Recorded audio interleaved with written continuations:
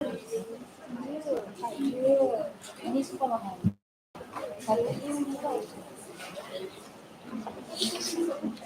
guests and participants, the event will begin shortly. Before we begin, I have a few housekeeping announcements to make. I hope everyone can stay at this event till the end. Kindly switch your mobile phone to silent mode to avoid any interruption during the event. Lastly, don't forget to scan the evaluation form at the end of the program. Your cooperation is highly appreciated. Thank you.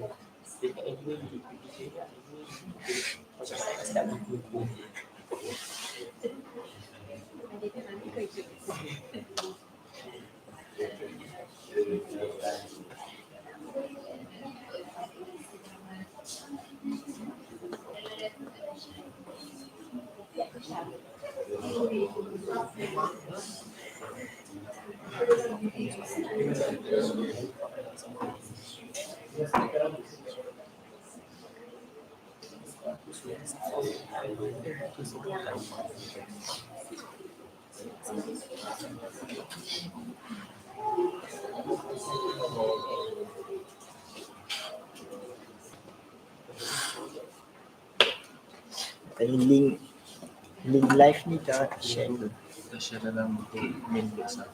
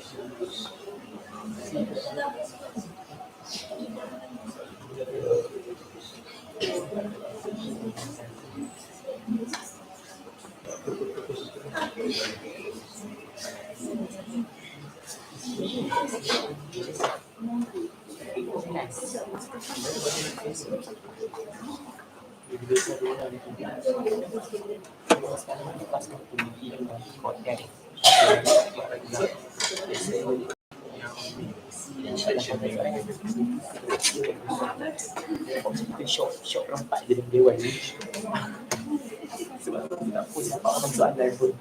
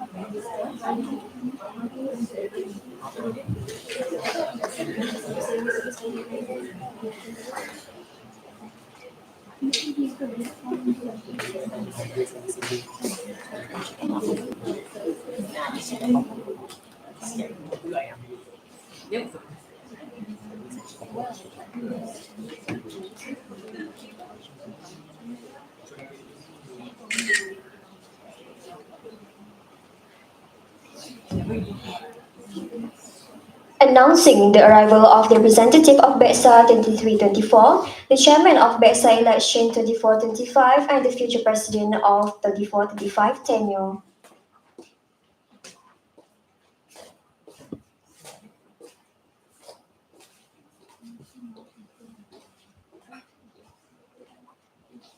You may now be seated. Assalamualaikum warahmatullahi wabarakatuh, and very good evening to all students and CAAD community. Welcome to the President's Dialogue. This event was organized by the Bachelor of Education Students Association Bedsa Election Commission 2425. In conjunction with the Bedsa election, this event is organized to give an opportunity to the future presidents to deliver her manifestos and ideas. For your information, this is an annual event that will be held at the end of every tenure. Thank you to our honorable guests, Sister Nofayallah, the representative of Bedsa 3324, Brother Saimur Rahman, the chairman of Bedsa Election Commission 3425, the future president, Sister Nurul Fatini binti Muhammad Nizam, as well as the respected audience who are joining us today. Let us begin our event today with the recitation of Kitab Al-Fatiha.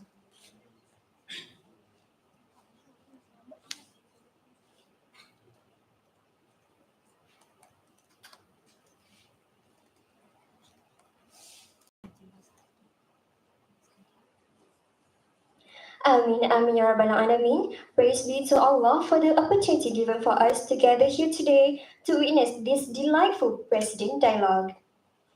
We are very fortunate to have our future President to be here with us today to share her manifestos besides sharing opinions and views regarding the issue that we will be discovered together.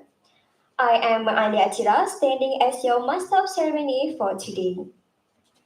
Without further ado, let us commence today's program with a dua recitation.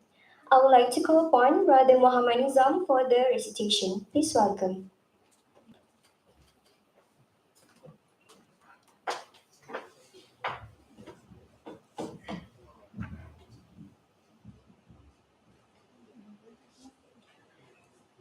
بسم الله الرحمن الرحيم الحمد لله رب العالمين حمدا يوافي نعمه ويكافئ مزيدا يا ربنا لك الحمد كما ينبغي لجلال وجهك الكريم وعظيم سلطانك اللهم صل على سيدنا محمد صلاة تنجينا بها من جميع الأهوال والآفات وتقضي لنا بها من جميع الحاجات وتطهرنا من جميع السيئات وترفعنا بها من عندك أعلى الدرجات وتبلغنا بها الأقصى الغايات من جميع الخيرات في الحياة وبعد الممات وعلى آله وصحبه أجمعين.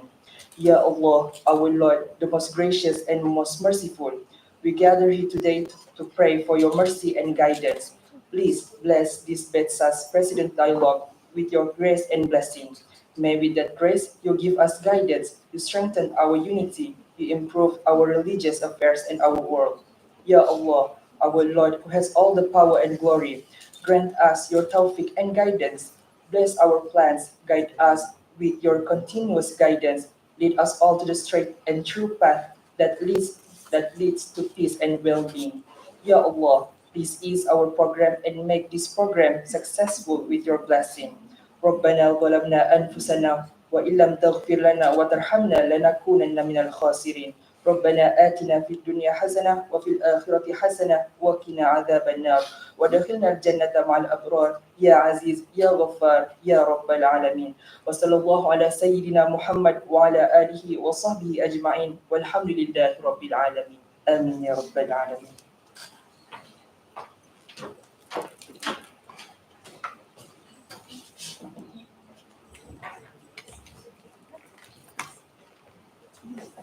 Amin ya Rabbal Alamin. Thank you, Brother Nizam, for the dua recitation just now.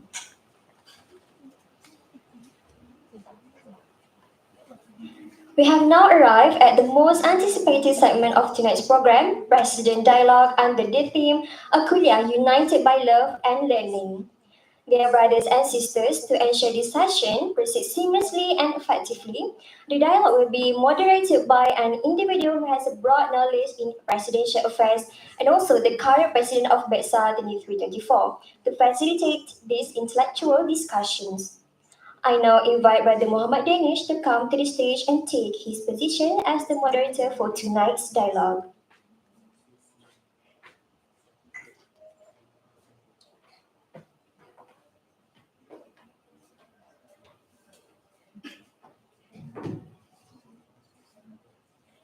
Next, to complete the session, I would like to invite our future President, Sister Novatini, to join us on this stage.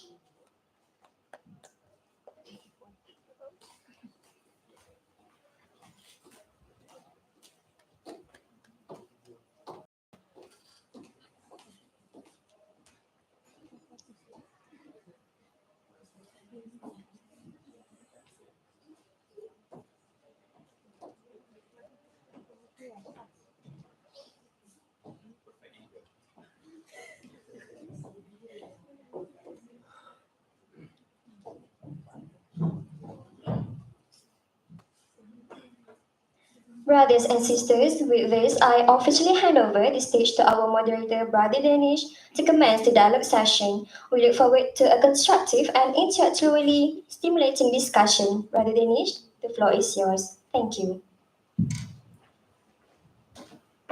Bismillah, testing 1, 2, 3. Alright.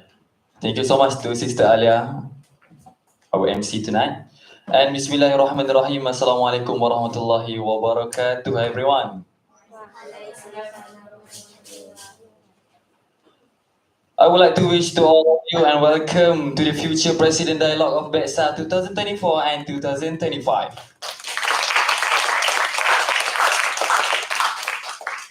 So I am Muhammad Dinesh bin Sa'il, current President of Bedsa 2023 and 2024, will be your moderator today.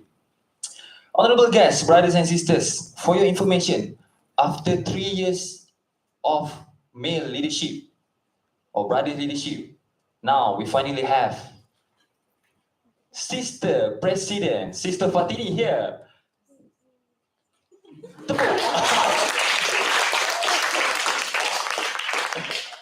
Okay, sorry. What an incredible comeback, Sister Fatini. So, before I call upon our candidate to present her manifesto, it is wise for us to at least get to know about our future president of Bedsa 2024 and 2025. And I'm sure maybe some of us already knew her, but compared to herself, I think she knows herself better. So we will give the floor to our future president to maybe explain or maybe share about yourself, some of introduction, and also your experiences in societies as well as. No, that's it. All right, the floor is yours. Okay. Hi, Assalamualaikum. Thank you so much, Brother Danish, for appointing me here. Before that, respected guest, Sister Nur Fayallah, the representative of Bedsa, Bachelor of Education Student Association 2324, the chairman of Commission Election, Zaimur Rahman, Brother Zaim, as well as those who have been like the AGM, so I can call them former lah kan. Former line now. Former president, that is former president. I was so blessed. I can see my friends, familiar faces here, my roommates there. Oh, there. Okay. So, not to forget those who are in live, the biggest supporter, my family is at home watching me. I know that my parents is observing what I do. So, Ibu Ayah, hi. Um, and I see some of my familiar faces to me as well as the new faces. So, Assalamualaikum warahmatullahi wabarakatuh and a very good evening. Actually, I'm quite nervous today because usually I was in that position, asking people, and today I have to answer the question that asked to me. So, bear with me, yeah. Okay. Basically, I don't have much of my introduction, just a mere students and I am who are trying to work better for the betterment of the kuliah, My full name is Nura Fatini binti Muhammad Nizam, and I'm currently studying in IUM. Okay, those who don't know me, I'm studying at IUM and enrolled as teaching English as a second language, TASO. I don't know why. Usually when I introduce myself, right, people will always misunderstood. I pronounce Tassel as Tassel. But however, I'm blessed with both languages, Alhamdulillah. So, I'm currently in second year, second semester, minoring in instructional technology, proud of fact that here. Okay, don't ask me about moral, I don't know anything about moral. But inshallah, I'm morally enough to serve all of you. Okay, speaking of introduction of myself, I mean, I will go as just a normal introduction. I think with my hobby first. Actually, I love to read, regardless of what materials, like magazine or I don't like comic much. I more prefer more on writing, novel, a poem book, something like that. But then when we were in the class, curriculum and instruction, our lecturer asked, the hobby is supposed to be to make you ease if you have problems. So is your hobby is really your hobby? Whenever you stress, you do your hobby and it should release your stress. That is what the meaning of hobby then. So asking back your to question to all of you, is your hobby is releasing your stress or is just going to add up another stress? See for example kan, I like to read and then I having problem gaduh with my friends and suddenly I read books. Do you think that it helps? What type of book that determine with whether it helps or not? So I think whenever I stress, my coping mechanism is I going to more read like a poem book lah, something like that, Okay. Arabic. Sorry. Both lah, Arabic and English lah. But then I don't have the fluency in Arabs kan. So I might need help from my Arab friends. Okay, so speaking of the strength and weakness, of course, if you know a president talk in front, just straight to the point. I want to know what can you serve for the Quran. That's the direct question that people would cross my mind. So my strength is I think that I'm confident enough. I have a better communication skills. and as well as I have a high adaptability skill as well. This is also proven by some of my friends saying that whenever I speak in front of people, that's not should be the problem. But today I think I have to make them think again. So in terms of communication wise, I believe that I was trained since I was secondary school. I mean, sorry, primary school to speak in front of people. So I think that's not quite a not a big issue lah for me to talk in front of people, having great communication with people, inshallah. And speaking of weakness, I'm not a bulletproof, of course. I have several weaknesses as well. Say for example, yeah, Mang also agreed that I have weakness because his weakness, my weakness. So my weakness bukan is okay, I tend to procrastinate my work sometimes, but this semester I tried new methods, just a few methods, making a timetable. Alhamdulillah, I'm still on the track of my assignment today, and now currently the second weakness that I found myself is I hardly believe in people work. This is the biggest weakness whenever you role this position. However, as I in the current tenure, Bachelor of Education Student Association 23-24, I think that the weakness has like I can combat that weakness at the end eventually, towards the end of the tenure because I have to realize that every people work differently, every people work at their own pace, and you cannot force people to just do your way with your way. Sometimes things settle, but then differently, something like that. So inshallah, with the experience that I have in the current tenure, I inshallah will enroll this position at the best. Okay. Okay. So I think lastly, lastly, I would call my motto of life lah. Recently, I was so eager to be the best man, best woman. Kita ambil daripada khairun nas and fa'amlin nas. So the best in you, cik, tak hafal ni sebenarnya. The best among you is the one who contribute the most to mankind. So this happened actually quite recent whenever I took the UNGS class. And my lecturer, every single class, he will ask, what is the purpose of you in here at IUM? What is the purpose of you living here? So I said, what is the purpose of me here? And what is the purpose of me enrolling this position? So I don't have any better answer than to be the best man who can serve all of you. I cannot promise anything, promises are just meant to be broken.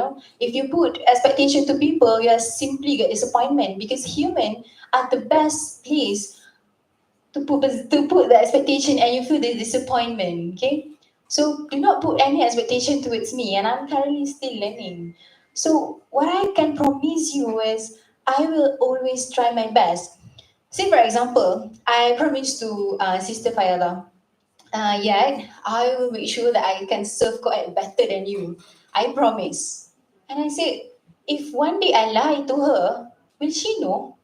Eventually she will know. But then, what if I promise to my own self? Am I going to lie my own self? Can I? I cannot. So, can you imagine lying the person who live inside you? Oh, dia macam ada mental health issue. No lah, like, can you imagine? There's a person who living in you, which is your soul. So, can you lie to your own self? Cannot. So, as soon as I promise to people, I actually, at the very first, I promise to my own self. So, it's so hard for me to lie to my own self.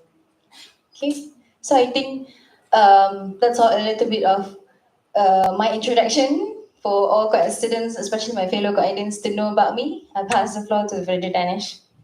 Okay, thank you, Sister Fatini, for the wonderful introduction. But I think I also missed one question, and also you missed one point, which is maybe you can please share with all of us your experiences in societies, as well as why, at the first place, you want to pursue this position. Thank you. Thank you, Brother Danish. Oh, what a very great question. Okay, so basically in answering, basically that Brother Danish are trying to ask me what is my turning point of becoming enroll this position. It's not that easy. It comes with responsibility. If only hopes are visible, you can see like how many is stacking on my shoulder now. It's so heavy. But then berat batu mandang, berat lagi bahu yang memikul. Now I really hope that everyone can make my bahu ease later. Okay, so speaking of turning point, yeah.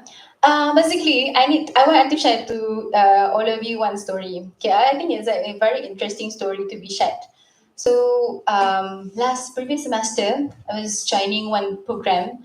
I was a program coordinator in Fatih Mentoring Camp, which held by Ahi Club. Okay. If any of you familiar with Ahi Club, then you know. So basically, my job scope was easy as just a mere PC. I have to participate in before program preparation, work with modulator and whatnot. And towards on the day of the program, I just have to host the 3 days 2 night program. See, for example, you are the students. I just standing in front of you and saying, okay, today we're going to do one module which is the best leader, something like that.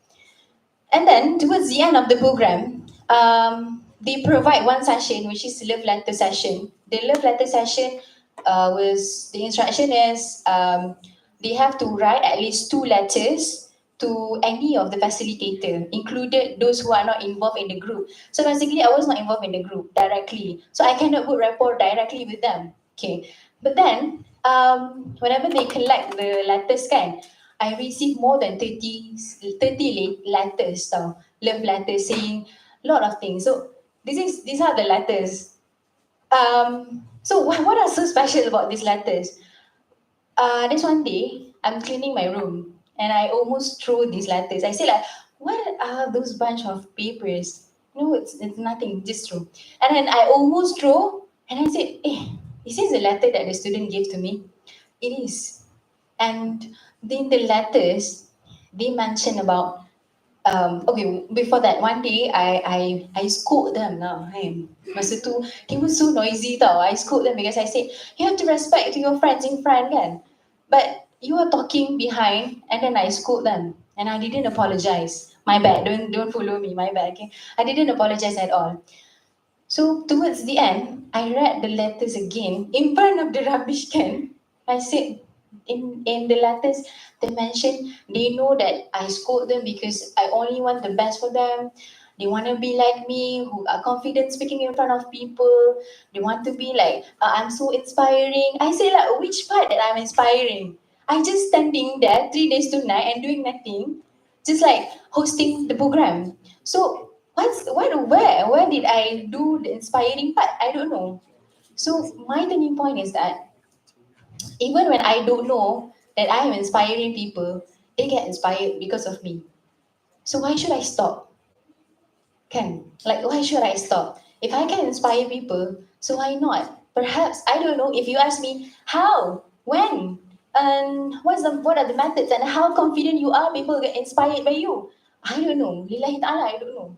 So my turning point is I said I want to inspire people. I want to serve the best and do the betterment of my fellow co-audience, and the rest I just give to Allah Subhanahu wa Taala to determine which and when. So that's the turning point. Speaking of experience, in kuliah based society or Bedsa, I enrolled few positions throughout the tenure. I was a program manager 2 times. I enrolled as a program coordinator. I learned a lot throughout the program. And thank you so much for those who are supporting me towards the tenure. Sometimes I cry to yet. I said, yeah, this is so tiring. I cannot do anymore. And yet I said, can you do it? You can do it. Something like that. So for me, in order for you to be here, to take the challenges, you have to have a very good support system. If you doesn't have a support system, then only you have a mental health issue. You tend to burn out because you don't have anyone to talk. You don't have anyone to tell the story and how hard the life is hitting you. So my mechanism works, and I'm here continuing what I think at the very first is so hard. And also, I have to say to Danish, thank you so much to him, because he also one of the pusher that always push me. Sometimes push me too hard. Sometimes push me too hard. I tend to fall. And then he said, bangunlah sendiri. He said that to me. It's okay for you to fall. One day you will get up with your own legs. So here I am now, standing, not even with him yet. He's far more better than me in terms of nilai, but in terms of behavior, I'm better. I know. So um, outside outside the KBS, I also actively as an MC for Majlis Belia Selangor Daerah Gombak. Majlis Belia Selangor Daerah Gombak, where this year was the third time I've been in their MC for annual general meeting. I met a lot of people. I built connection. So if you ask me, do you believe in chronism? Do you believe Danish in chronism? Answer by using your mic. I think I'm being moderated. So for me, I think I partially believe in chronism. Yes, okay. Me myself, I also partially believe in chronism. This is because, okay, let's see the chronism with the other perspective. Can you imagine you build connection with people? Then say, for example, Sister Fayada have filled out the Google form for more than 5 times, but in the Google form, eventually towards the end of the Google form, they usually put, in case you didn't get the preferred position, will you accept the offer? Meaning that you were offered by another position. And if Sister Farida said no, automatically, if someone with even capability of Sister Farida fill in the Google form and say yes, meaning that she or he is willing to learn compared to Sister Farida. So people say, I fill out the Google form more than 5 times. Why can I enroll this position? This is crony. No, you showcase yourself. You are selling yourself by your writing. We cannot see you.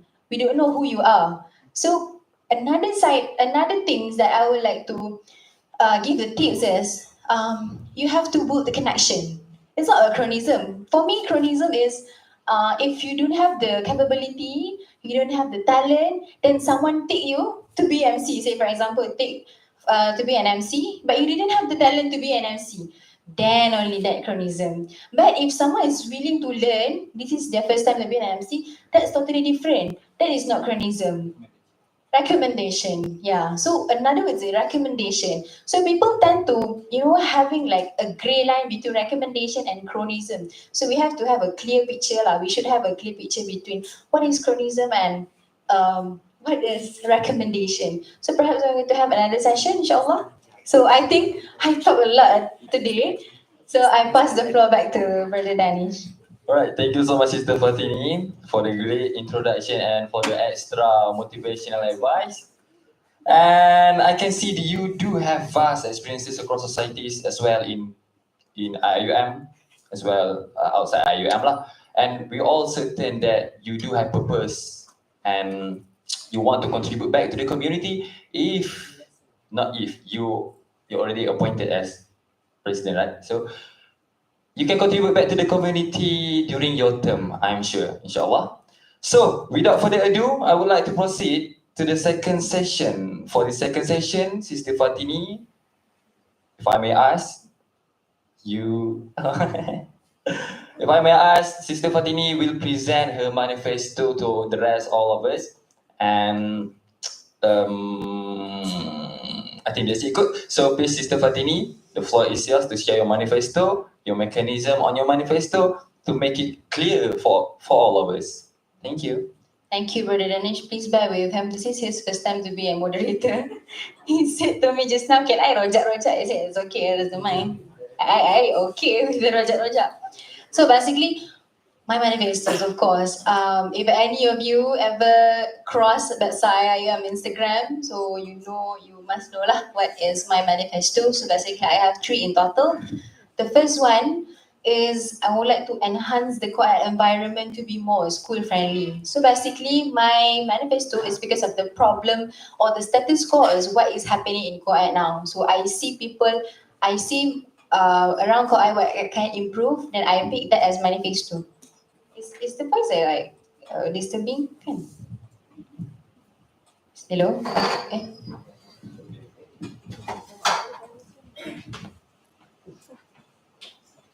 test?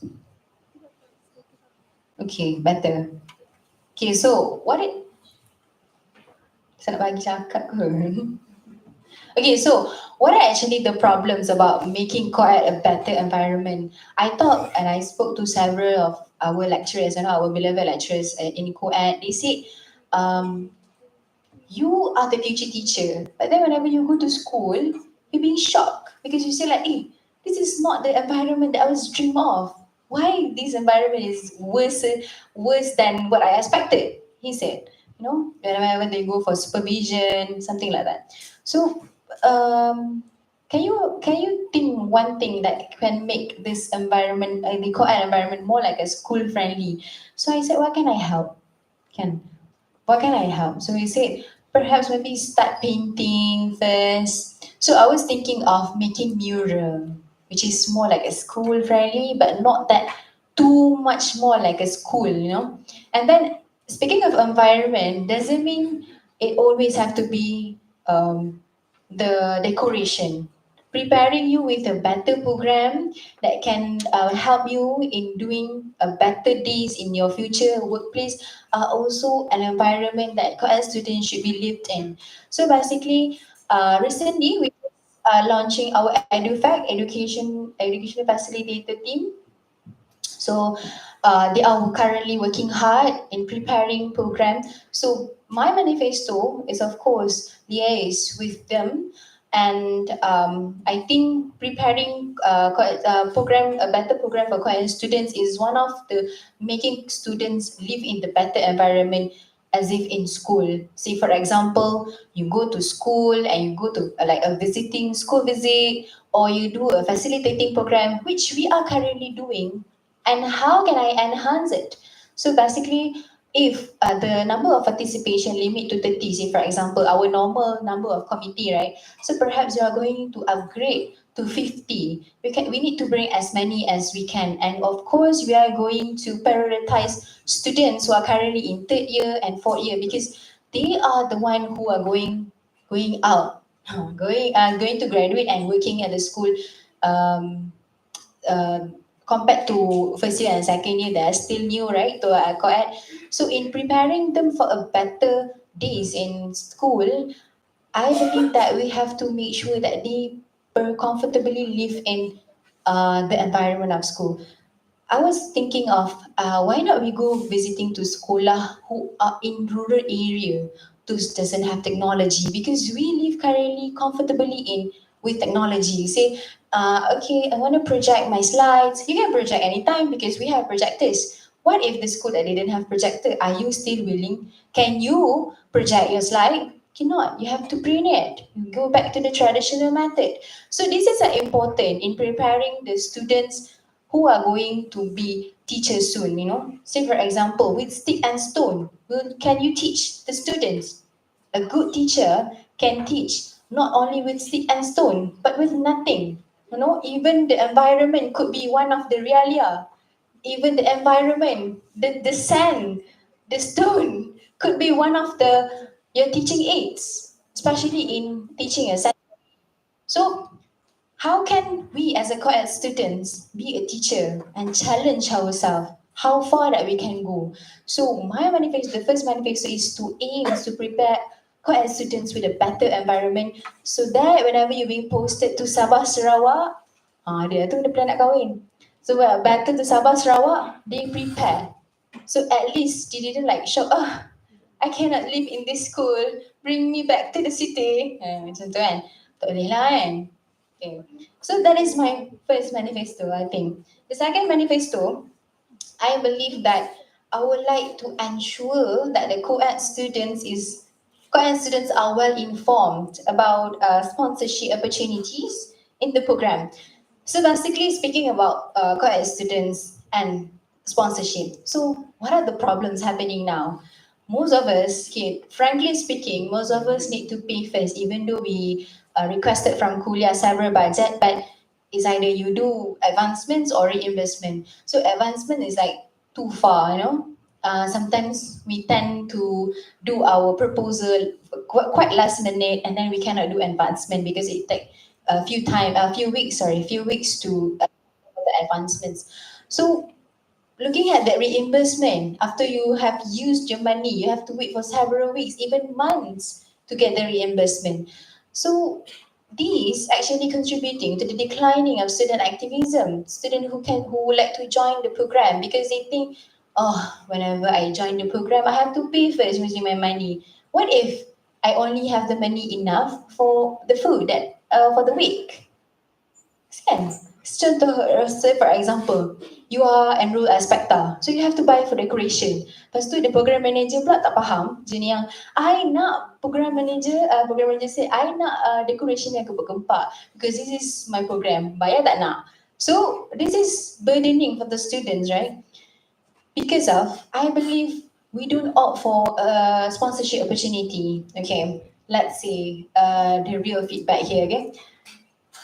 Any of you, siapa pernah buat sponsorship letter or soliciting fund letter? Raise your hand. One, two, three, four, five. We can count with our fingers. You don't know how the SOPs, you don't know how it works. Apatah lagi if you ask who to pitch the program to the sponsor. So basically, speaking about sponsorship, you have roughly I will explain about sponsorship lah. Sponsorship ni we can opt for the private sector or the private company. Say for example, they have to adhere to ESG, environmental social governance. So where do you find ESG? Sustainability, SASH kan. We usually heard the lecturers say ESG, but we barely don't know how ESG is being applied in the company, especially when the business driven. So ESG, as the environmental social governance, each of the company need to adhere with three elements. So they can do two things. First, they can do business with non-profitable, which usually the non-governmental society lah. Usually, they do something and they didn't have any salary or being paid because they do voluntarily lah. So that is how business with non-profitable. Second one is CSR, which is corporate social CSR. Hold on. Okay. CSR is corporate social responsibility. So in this corporate social responsibility, say for example, a bank institution, they have to abide to the bank negara, which is they have to giving back to the community at least once a year. So in every company, in every banking company, they have already allocated budget for the CSR, meaning that once they announce the audit, the money is there. So then only we can opt for the sponsorship, which we need to align with either E, S, or G. Is either environment, social, or governance. So basically, most of our programs is aligned with the social, especially for the underprivileged students, those in rural areas. It is a very great opportunity that most of our students overlook about this. No, you can collab with the big company, say for example Maybank, to have a collaboration in terms of they give you money, you provide them service. Say for example, you go to rural area, you teach about what you want to teach, and then we can give them in return. One thing is a brand lah, of course, brand visibility, and the second thing, they perhaps can have a session with the students because if we do like for primary school, right, they are mostly doesn't have any account yet for their future. So maybe this is a good opportunity for most of the banking company because they can introduce one of their saving account for the underprivileged students. They have their own promotion line. So I think this is a very great things to do, which most of us didn't offer the opportunities. Hence why I'm going to prepare, so sort of like I would call in a preparation period, perhaps a PDF about where to go, something about like a map, like what to do, where to go, pitch. Maybe perhaps one day we can have like a discussion about what you have to talk about when you go for pitch program. something like that. Pitch program to the committee lah, committee in the targeted company. So most of the company are doing this. This is a very huge opportunity that being applied in other kuliah and not us. We are still using our money. Okay. However, the procedure of getting the sponsor is quite, I would say, quite complicated. But if we're working together, complicated can be easy. So it doesn't matter how complicated the things are, like how Fasrini mentioned previous semester, no matter how bumpy the roads are, we're going to go through together. Very futuristic. Okay, next, last but not least, my third manifesto will be I would like to improve our communication platform in co-ed. So hence why I'm going to introduce to you the blind box complaining. Oh, why is blind? Because we tend to judge people using our eyes. But that's not anonymous complaint tau. We have to know who is complaining so that we know how we want to like say this complaint is getting we channel this complaint yada yada so we can show the progress. If say for example the complaint is serious, if they anonymous, how can we find the complainer? Like, so we have to know. Blind box means you are feel free to complain anything to our box, and then we are going to screen first. Then we are going to bring to the upper management lah. Okay, so I would like to sort of sharing with you how special to be in KBS, no? Like the president of KBS, Kuliah Based Society. This is because the president from every kuliah will be sitting in one council named Kuliah Based Society Councils, where is a board of president that will have a discussion towards their tenure and towards their tenure about what is happening, what is concerning. So most of the time, IMSU is another body with IIUM, meaning that they are no longer under IIM, right? So IMSU usually invited to several important meetings. Say, for example, a student affairs committee meeting, which we held involving the highest management, like a deputy rector and those important person lah in IIUM who rules the rules. So basically, before IMSU joining the meeting, we as a KBSC involving MRCC with work closely IMSU, we're going to discuss what are the things that we're going to bring to the SAC meeting. So hence why I believe if with the channel of communication with the blind box thingy, I can help to bring what is the concerning, the major issue happening in co-ed. Say for example, it's not limited to kuliah only, but it also can be more. In fact, the top management. So this is so important to improve our quality. Say for example, you said that it is so hard to use just a mere whiteboard. We want a digital whiteboard. State the reason why, send us the complaint, and we'll discuss among each other, among the council president of student bodies first. Then I'll bring this issue to the higher management, IMSU, and IMSU will pitch this in the SAC meeting, which is the Student Affairs Committee meeting. Other than that, most of KBSC will be invited as well in IIM conference. So, and also the Parliament of IIUM. So there, regardless of what kuliah you're coming from, all kuliah will unite there and discuss what are the problems actually happening in your kuliah. And inshallah, with the responsibility that I held later, okay, few days to go to AGM, inshallah I will bring what is the major concerning. Tak adalah macam saat ini bumbung surau perempuan tercabut, takkanlah I nak bawa pergi sana kan. So of course I will channel the right or the depending on the weightage lah, how serious the issue is. Say for example, you want to request the parking more because these parking are all for lecturers only, right? So students who have stickers who are legally registered, where is our right?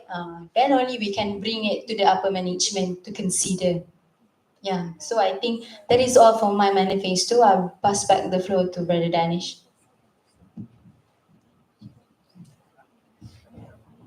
All right. Okay. Thank you so much, Sister Fatini.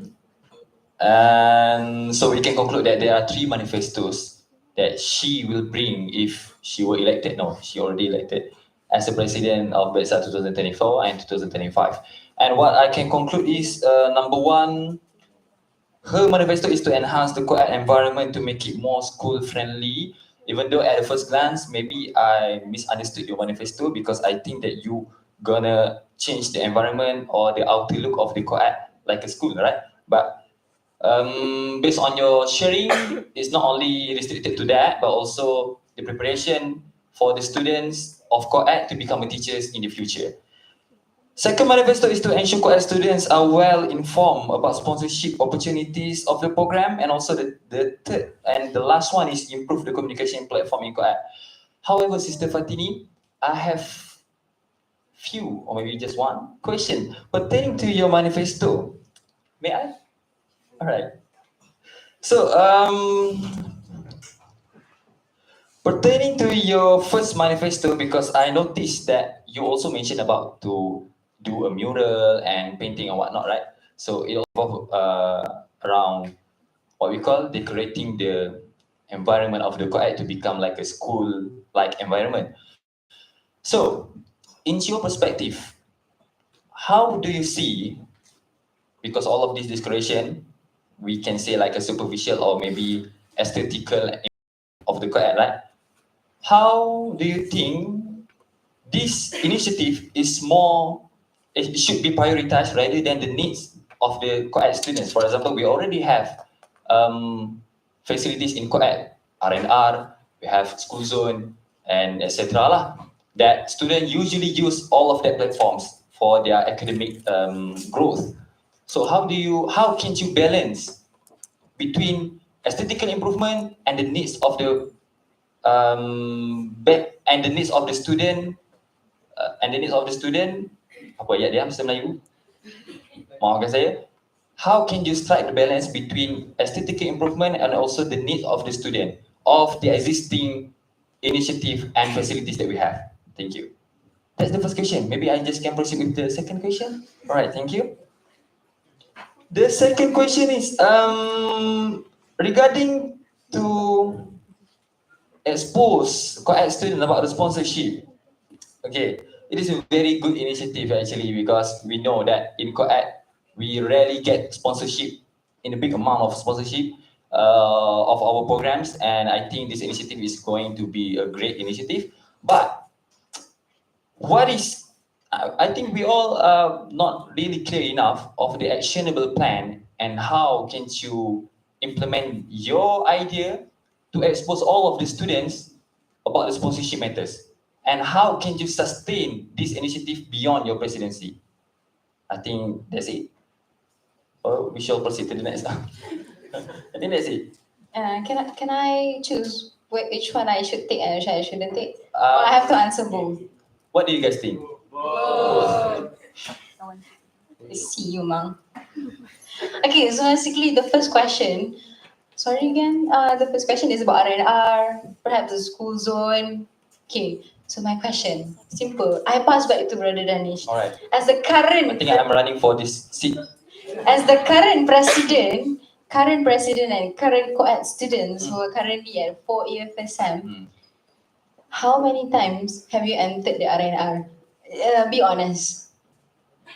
For me, across all my study journey here, I've entered the R&R quite several times, and for me, it's not really friendly, and I don't think that's a very good place for me to study there. Mm-mm. So I think there's improvement need to be done. Mm-mm. And also talking about the school zone, I think it's just talking about the school zone. I know it's very lenient to all of us, right? Many of us using the school zone for their rehearsal, to rest during a lunch hour and whatnot. But it is not accessible to the student with disability. For example, we do have student disability here, but this platform or these facilities is not accessible to them. So that's why my question back to you again. instead of you want to make improvement or what we call as aesthetical improvement, that's very superficial and very great actually. But how can you strike the balance between the new improvement of the aesthetical look and the needs of the student of the existing facilities that we have? Okay, thank you so much, Brother Danish. I think, as far as I'm concerned, during the whole speech, I didn't say that I only want to focus about the declaration, and I didn't mean to leave those who are currently there, for example, INR and the school zone. So, thank you so much for making it as a one of the concern. So I think I'm doing this declaration first to make sure that all quiet students, that because of school zone and RNR, we barely be there, So the RNR, of course, we are going to improve because this falls under our academic bureau. So that are one of the initiative from academic bureau, I believe. So hence why I'm going to touch about the whole, meaning that whenever you come or enter in co-ed, you can see the environment is school, more like a school life. But that doesn't mean that I'm going to leave the R&R like what you mentioned just now. And for the co-ed school zone, I believe the school zone it was allocated by the kuliah. So what I can do, perhaps I'm going to channel this to the right person, asking about maybe we can change the place of school zone, to be more accessible and to be more accessible, especially for the disabled students. So I hope that answered your question. For the second question, what was it again? The second question? Oh, okay. So for the second question, I think I remember now. Second question is about the sponsorship. How can what are my mechanism lah, actionable plan? So for now, how can I sustain? So for now, I'm thinking of making a PDF, like a map. I think I mentioned just now. Maybe you didn't aware of this because you are like. Oh, okay. So the plan or the map is about where to go and what is your first step in making soliciting funds. So say for example, you're done with your proposal. So it limited only to the kuliah. You send your proposal to the kuliah and it's approved and you run the program. That's it. That's our very usual do. So in my map, so what I do is after you settle your proposal, you need to submit your proposal along with the approval letter to STEP. Okay, so I will provide you the step. So basically that's step one. Step one where you to go. Step two, after you receive the feedback, then what you should do. So after you receive the soliciting fund letter, soliciting fund letter means it is like a tax exemption for the company. Okay, they donate or they sponsor you. Of course, they want something in return, not just about the logo visibility, but as well as with the tax exemption. Okay, individual tax exemption also we have. So basically, the soliciting fund letter is a proof that they can do a tax exemption after they donating. Okay, so basically after settle that soliciting fund letter, you have to go to another step. So I'm providing like sorts of a plan of a step, which I believe if we send them in PDF or in digital platform, it will sustain inshallah. And I believe that it will help those students. So how will I distribute this?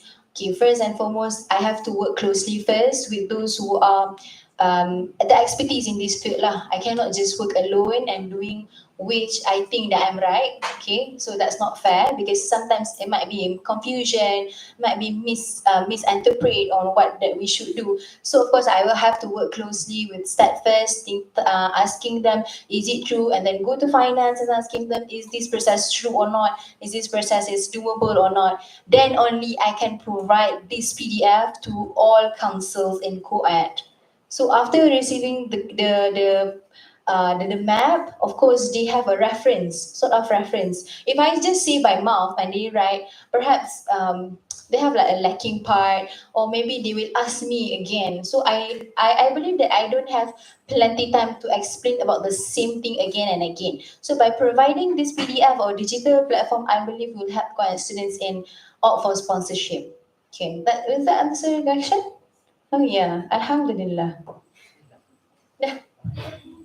Okay, thank you so much, Sister Fatini, for your manifesto presentation. And I am sure we all agree that our future president is very well aware of what is currently occurring in our societies. For example, in the sponsorship matters, because I think if any of you becoming the apa orang panggil sponsorship committee, you know what's lacking and where's the lacking. So looking at the presentation from our future president, I'm sure that she's very well aware about this and very concerned about this matter.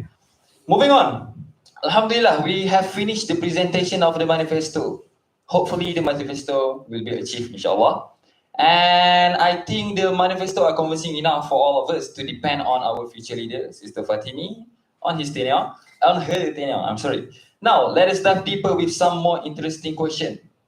Okay, so this will be another question apart from her manifesto. Maybe if I can start with the chronology of the issue.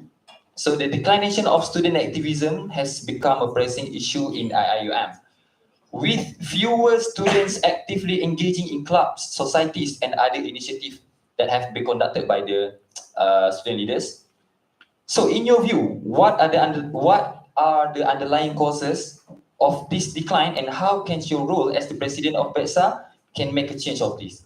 Because I think we already see what's the closest one to us is during this election. Also, we have a lot of vacant seats, and also in IUMSU election, the turning out voters also very low, under 50%, and there are a lot of seat vacancies there. So it somehow shows that students are declined and and has less interest in joining the student activism. So what's your view, and how do you think your role, your presence here can make a change of it? Thank you.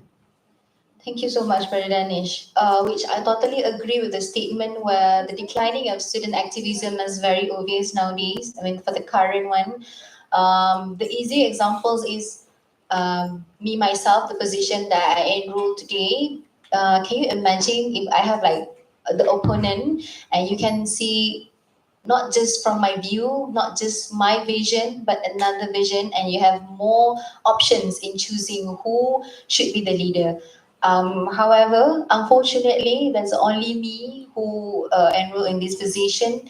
Inshallah, we'll try to make it better in future for the students to be more engaged and election especially. So basically, I asked several people back then. They said, I said, why some people, I was a program manager before for co-ed assembly, and you know what is the biggest challenge for me in finding dua reciter.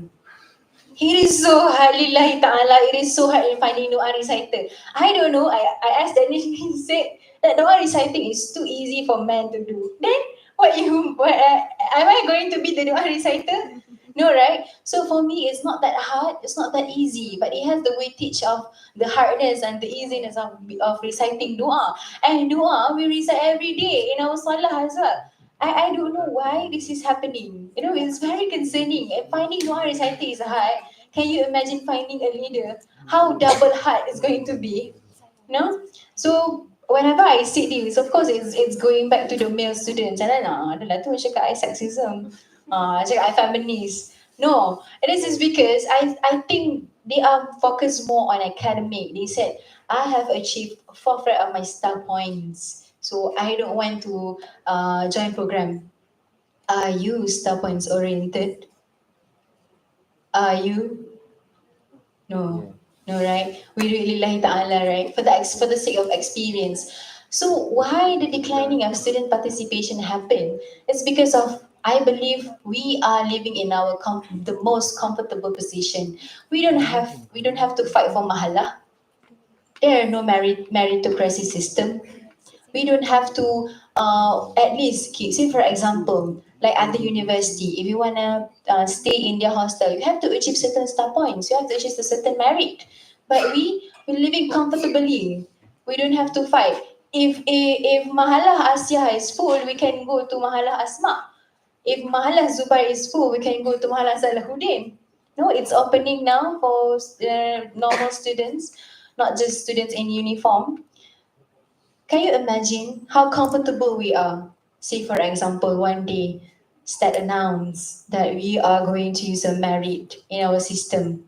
Even in fact in our kuliah as well, we don't have the requirement for the merit. Say for example, those who are not achieve 100 star points and above will be withdrawn from the kuliah. Can you imagine one day you wake up and that will happen? That moment, the graph of student participation will be spiked higher, confirm. So I believe on my part, I can prepare the most interesting program, regardless, because interesting programs, what does it mean by interesting programs? Interesting programs mean perhaps that not just limited to talk, okay? Eventually, I see lots of our co-ed program, they always do talk, okay? They invite speaker, talk, talk again, and then talk. We rarely have outreach program. We can count with hands how many outreach program that we went. Even though like we are future teachers who need to be exposed to the society in order for you to be a future teachers. It is so important to be exposed to the society because one day you have to work with human, not with system. Of course we have to deal with system, but not just restricted to system, but also with humans. So you have to have a better communication skills. You have to book, you have to know how to book your rapport and whatnot. So these skills, where is coming from? I believe one of the biggest factors is coming from the outreach program, where you have to meet students like secondary, primary school students and learn about their habits, learn about their behavior. And then only you can suit yourself with the position of being teacher in the current situation. Can you, for example, you are still living in the moment where you as a student are very adhere to your teacher, but students nowadays are different. The approach way are different. So I believe instead of doing talk and talk again, why not we do some program like more towards an hands-on experience that is more likely in preparation for the program. On my side, I can try my best to provide the best program, but on the student participation, that's up to them. If they cannot, if they don't want, if they're reluctant to move from their comfort zone, then there is the position of the students, because eventually we cannot force them. Things that we can control, we can control. Things that we cannot control, then we have to let go. That's the fact. So the thing is now, perhaps I will sort of what we call suggest or recommend to the management, maybe to make a meritocracy something, because this is not just happening in co-ed, this is happening with other kuliah as well. You can see most of the president nowadays enrolled by women. Okay, that's not women empowerment, there's no women empowerment here, okay, don't worry. But then you can see the declining of student participation from the male students. This is the reality. I don't know what is happening with the male student. Maybe perhaps one of you can share. Ayman Shahmi Ayman, please share with me what is happening with the male students. Do you feel like, hey, what if one of the requirement to be a good husband, you have to have a four flat star points. What if that we make that requirement? Huh? Maybe you want to share with me what are the factors that because it is so obvious, right? Whenever you go to program, 90% of the committees are women. And then coming the issue, prepare tak tolong angkat pun meja. Coming that issue, you know? So to solve that issue, I would like to ask personally to most of the male students, what is actually happening with you? Where are you? When I see that Mobile Legend games, oh, suddenly the seats are full. But then whenever come with the talk program again, they say like, cannot lah. The doa reciter also cannot. If only I am allow women to be one of the doa reciter, I believe there are 10 women who are prepared to be doa reciter. No, Sister Payara said, I one of them. So what is happening actually? Perhaps Fadil want to share with me? Okay. Wrong question. I should ask beside me. Okay, what is actually happening, Brother Danish? You as a current president, you see the overview of co-ed. Are you agree with me that the declining of student activism mainly for the male students? Is it true? You agree? If I can answer, it maybe take 2 days presentation, but to make it simpler, I won't conclude the declination or the decline of student activism kepada gender. Because I think the declination of the student activism happen what we call fluctuately. The graph will fluctuate. Kadang-kadang ada perempuan yang kurang, kadang-kadang ada lelaki yang perempuan. So, but the main issue is still occurring. Dan the main issue berlaku adalah kepada decline of student activism regardless of the gender. So to answer your question, maybe it will just come out from my mouth based on gender bias. So I will leave this question. Are you trying to say that I'm a bias with gender now? No? Are you? How do you because think? because this is a because okay, let ask the floor. Okay, let ask the floor. Do you all agree that male students are nowadays are hardly to be seen in program? Yes. Okay.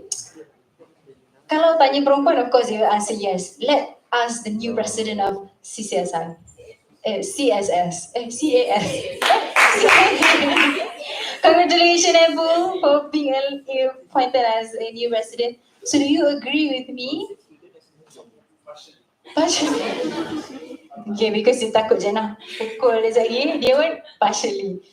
So meaning that partially you agree, right?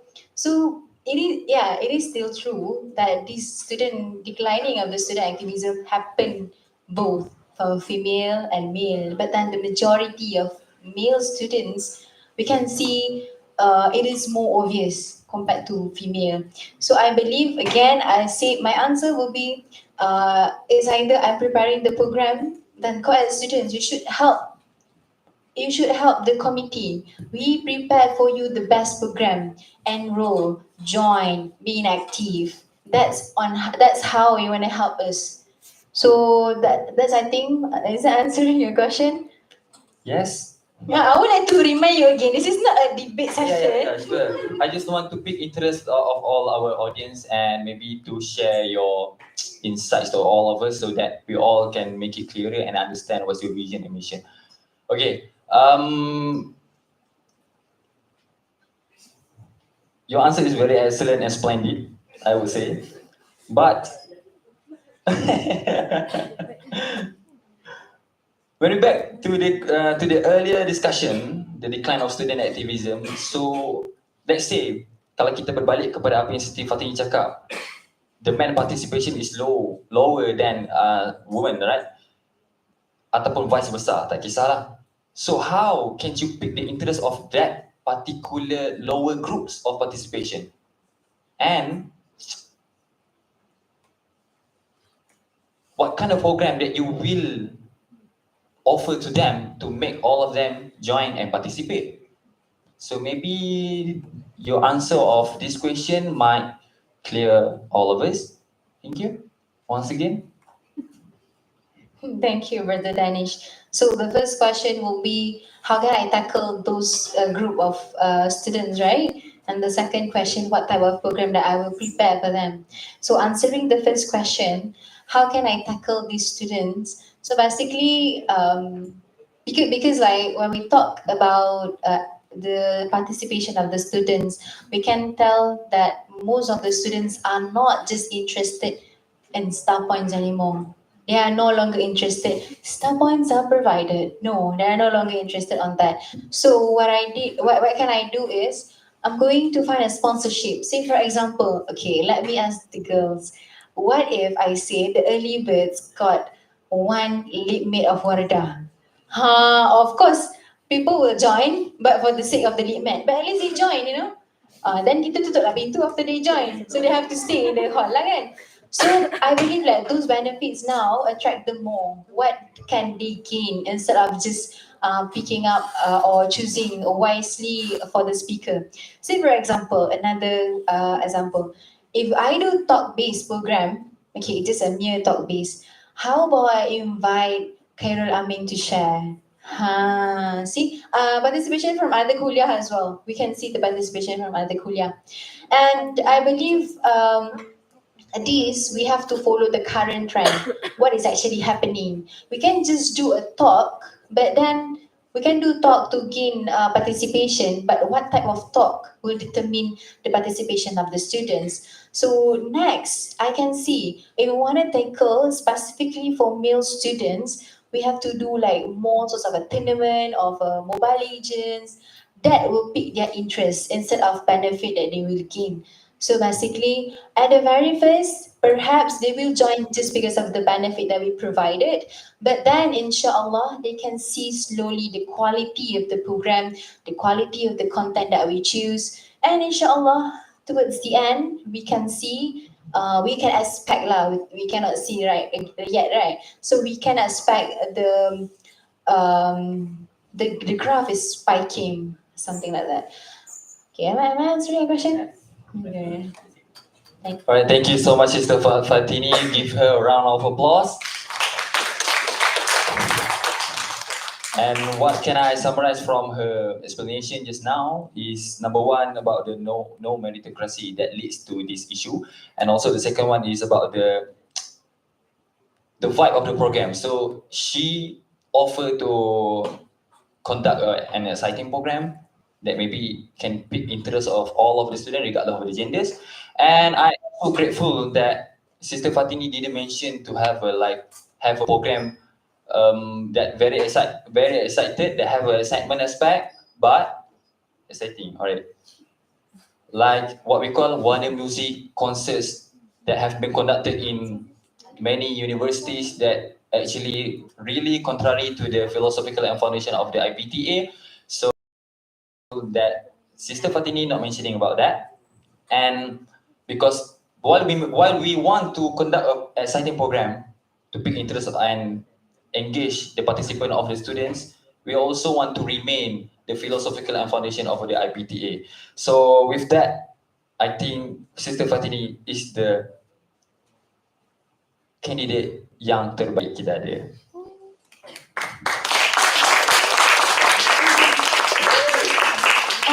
Why you talk like that? You don't confident with me? No, I'm so confident. That's why I want to share to all of us. Okay. Okay, now we have now come to the last segment for the dialogue, which is the Q&A session. So if you have any question pertaining regarding, if you have any question or suggestion regarding the manifesto of Sister Fatini, or maybe what can she do during her tenure, you can just raise your hand and ask your question.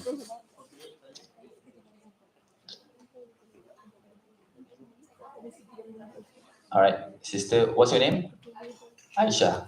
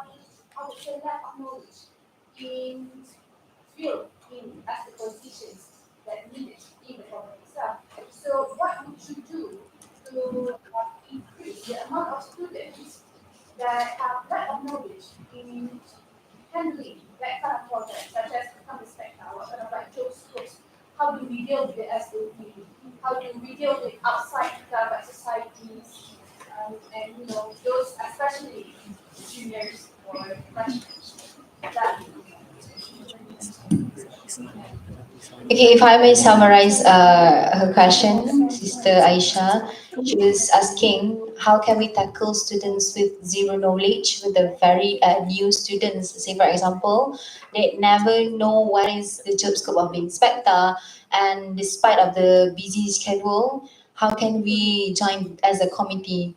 So to answer your question, your first question is about busy schedule. Um, I believe that everyone is busy, and if you may ask those third year, fourth year students, they are super duper busy, more compared to us first year, second year. But then the time management should be the game changing. So despite your busy schedule, you can always have a plenty of time to join the program. You can choose. You know, Allah Subhanahu wa Taala will always give you choice. Say for example, you have like say for example in a day you have only 5 hours. Okay, 3 hours you can go for study, and the remaining 2 hours you can do your nak mandi ke apa ke, more like a self preparation for 1 hour. Then another 1 hour, you can choose either you want to go rest or want to go actively participate in the program. So I believe with the wise time management will lead you to a better schedule. You can always divide your time.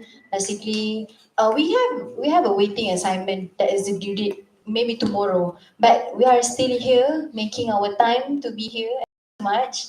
And then that's a proof of how we can manage our time wisely. So again, I believe if you have a wise time management, then inshallah you will have plenty time to active or participate in program. So the second question was again. Oh, the guidelines. Okay, so basically, we're accepting new students if only you can sell yourself better. Say for example, if you wanna be like PR, we didn't see. Have you had an experience of being PR? Not only restricted to that, but also what level of communication that you have. Say for example, I can speak in front of people. I can deal with people better. So we can take you as PR as well. Yeah, it is true that how can a new students want to gain experience if we didn't provide platform, right? So new experience, of course, but we cannot put you as a head of bureau or head of unit in that committee. Say for example, you will be led by students who has more experience. It is concerning if you enter the committee and you didn't say that you lack of experience, meaning that you have to say that this is my first time of being inspector, and those experienced inspector please teach me. I believe we as a future teacher, we doesn't have problem with that. We are willing, more than willing to learn and assist, but you have to show that you are ready to learn. That's the most important thing that most of our new students like overlook on that thing. We as a full of glass, full of experience, we want to pour to the empty glass. Of course, we want to see that the glass is ready. Say for example, this is the glass. This is a glass that sorry, Danish. This is a glass that Danish. This is a glass that full of water. So to in order for us to pour to the empty glass, the glass need to be look like this. What if the glass look like this? Am I still able to pour the glass to the empty glass? No, right? So, as a new student, I believe you have to prepare yourself and you have to sell yourself that you are ready to learn. We are the empty glass who are seek for the experience. Then only someone coming with not so full, but at least we can pour to the ready glass. See? So am I clear enough? Okay, thank you so much. Huh? So perhaps you have another question? This is a realia. Dah, dah. Okay, sister here. Do you have a question? No. Yes? Okay, yes. Mama.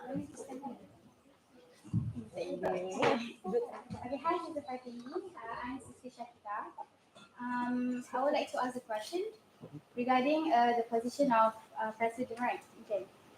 As a future president, how would you maintain or ensure the inclusivity of all societies, such as CAS, TCSI, CIAT, and CIAS, to be included in one program, instead of just recruiting them as committees? Maybe perhaps you can suggest any program that include all the lineups. Okay, that's all. Thank you. Thank you so much, Sister Shakila. I was heard that you are the future lineup for test. Please give her a round of applause. Okay. Thank you so much, Siti Shakila. Well, that's a great question coming from you. Actually, this was mentioned in my Vice President manifesto, which is Sister Hidayah, where she want to promote more inclusivity of councils and they want to reduce the gap. So I think that I'm not going to touch that much because Sister Hidayah have explained to during her session yesterday previously. So her idea was like this. We have a case league, right? Co-ed induction. Co-ed student. So you are well informed. That hence why you are here. You are like a full class with a full of experience. Congratulations. So we have case league. And what differs with the induction that Sister Hidayah are trying to do? So basically, nothing has to do much, nothing different much from the current case league. But you can see, case league is just you came and entered this hall. They talk about how the system works, how to do a proposal, how to fill out the form, PPF and whatnot. That's it. Second, half day program. That's it. End. But what Sister Hidayah is trying to foster to us is actually an induction where it involves and strengthen the bonding between all quiet councils. Not just that, Sister Hidayah also prepare monthly meeting for the men boards as well as included with the lineup. Because we might know that the men boards, yeah, this is the men board of Bedsa, this is the men board of TEST, but we barely know the lineup because the lineup are not included. So answering the inclusivity issue, we are going to have a huge meeting what is actually happening with the councils. And most likely the meeting will be secondary lah, but the primary thing will be the induction, which is create more bonding. Okay lah, to have a clear vision, the example is similar to tower induction. You know, where they build a bonding. You can see the consequences or the outcome of the bonding session that they did. Up until today, they have Sukaneka. Even after Tawe has passed few months, okay, how strong the bonding that they have. So we take that as a people say model relative for us to take the input or the content from Tower induction to be applied in co-ed student bodies leader. So am I answering your question, Sister Shakila? Thank you so much. Now we still have time for 2 or 3 questions more. So is there anyone want to ask question? Please raise your hand. And I'm sure many of us are curious. Right? So Brother Yusri, please. Assalamualaikum warahmatullahi wabarakatuh. Can I ask in Malay? Sure. Soalan saya kepada Sister Fatini. Seperti kita tahu, seperti yang tadi disebutkan, penlibatan ataupun participation students dalam aktiviti dekat universiti kita semakin merundung kan. Jadinya, adakah sistem setuju bahawa faktor penurunan atau pengurangan penyertaan pelajar ini disebabkan oleh lambakan program yang ada dekat kita punya kuliah? Sebagai contoh, adakah possible untuk seperti contohnya kita ada konsil dan juga society yang banyak kan, adakah possible untuk kita menggabungkan program untuk antara biro? Sebagai contoh, Biro Dakwah Bedsa melakukan program Daurah Kitab, manakala Biro Dakwah Siat pun melakukan program yang sama, mungkin berurutan siri. So that program itu macam tak terlalu banyak, sebab mungkin kalau terlalu banyak orang boleh susah nak join. Macam saya dah join program ni, pasti nak join program ni juga, faham ke? Redundant program. You want to answer? Oh, no worries. All right, thank you so much, Brother Yusri, for asking. So basically, the summarize of the question will be the redundancy of the program. You know, like for example, Bedsa has done this nature of program, then task 2 again. You know, I barely remember the new number of the name of council, new name of council. So I was called CCS. Saya boleh ke sana? Tak boleh. Okay lah. So basically the redundancy of the program. So I believe yes, partially agree with you. Because you ask in Malay, so I will ask in Malay lah. Okay, Acik lah macam tu kan. Okay, betul. Saya pun bersetuju bahawa sedikit sebanyak perkara ini menyumbang juga kepada declining of student participation and program. So disebabkan itu kita memerlukan inclusivity yang telah pun diceritakan ataupun dijelaskan oleh Hidayah semalam, which kita akan adakan monthly meeting. So for example, we will share our almanac, okay, supaya program kita tak redundant. So kalau macam contoh dia nak juga kan, nak juga redundant program tu, kita akan cubalah untuk berdemokrasi. Mungkin kita boleh collab program dan sebagainya, dan kita pun akan mengurangkan bebanan komiti kan. Mungkin nanti kat sini komiti tu selang 2 hari program lain pula. So macam kita akan membebankan komiti juga. And I believe kita tengok EduFest semasa ni, for the current previously EduFest, Alhamdulillah, I think eventually we have lots of programs with the same nature, I would say. Mungkin kita boleh gantikan nature yang sama tu kepada program yang lebih menarik. Contohnya macam instead of talk, kita boleh buat program lain. And I really wanna you know menjelaskan macam saya nak puji SIAS lah, sebab saya rasa cara mereka buat program which is street dakwah itu berbeza dengan cara-cara yang memang selalunya ada di Quran. So sebab itulah mungkin program-program yang lebih kepada outreach, like lebih kepada berjumpa dengan other people, third parties would help more gaining student participation. Contoh macam satu hari kita buat macam a talk session, prep the committee, and then esok tu kita keluar pula ke Bukit Bintang. So I think this is a very good type of nature of program that we can do again. So am I answering your question, Yusri? Alhamdulillah. You see? Is there any more question? Fadil is here. Boleh dengar ke? Okay. As our jemaah design.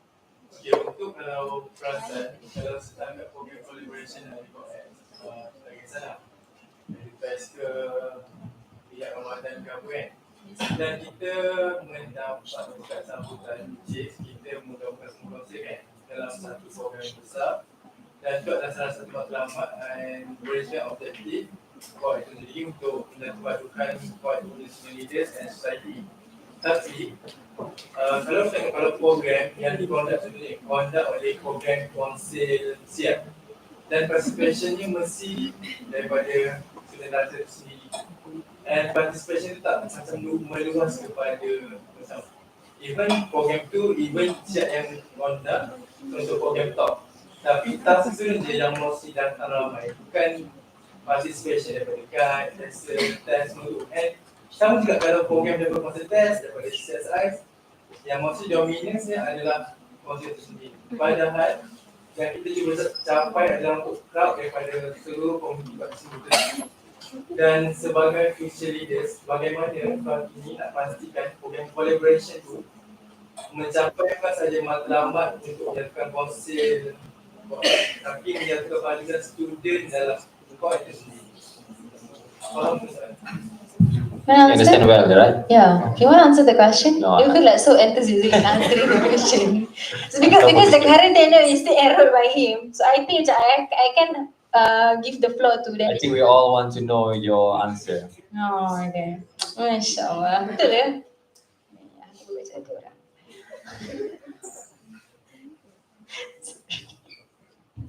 Okay, thank you so much, Brother Fadil. Betul lah tu kan. Maksudnya secara tak langsung, in a way, that is true. So basically, saya rasa this is the things that we have to settle from the very first. See, for example, every program they have their own targeted participants. Contoh, you buat satu program which is talk mentioning a book that only can be interpreted that interpreted in Arabic. So your target participants, kalau semua TASL students and ISAT students, then it's logic. That's why from the very first, because EduFest is actually program for all, for everyone, inclusivity. So I believe that we have to mention from the beginning of the process of making the program itself, kita kena bagi tahu yang please make it more natural ataupun neutral. More likely TASA boleh datang faham, ISET boleh datang faham, guide pun boleh datang faham. Guide is like both kan, English and Arab juga kan. So hence, it is important to be clarify or to have a clarity from the very first of making or designing the program itself. Say for example, Cikgu TV ada nak buat poster design competition. Mungkin the target participants are those who have a basic knowledge about designing using computers, using Canva, using Adobe Photoshop and whatnot. Adobe Photoshop, Adobe Illustrator kan, Adobe Illustrator and whatnot. So it is logic those who came or participate in that program are students who take minor IT because they learn, they have the basic. Then only because they can participate. So hence why I believe this is actually happening because we cannot solve from the root cause. So now my job is to make sure if it's an EduFest, I should ask what are your target participants first. Then if say open for all co-ed students, I believe one of the best program that I me myself participate is the spell it right. Okay, like TESOL students have to spell in Arabic and TESOL student have to spell in English and vice versa for ISET and guide students.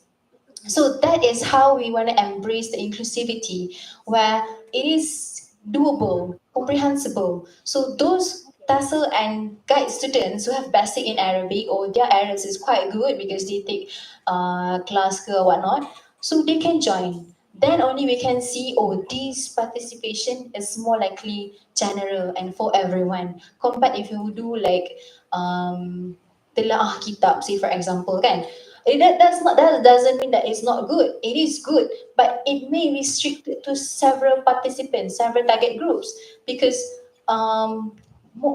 maybe those students or TASL or guide students who have background in Islamic school only know how to telaah kitab.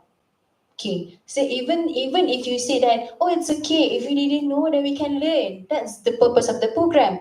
But on the other hand, the promotion of the program as well, you have to make sure that the lane you open the lane as wide as you can, because whenever you, that's why I think the game changing is actually on your title of the program.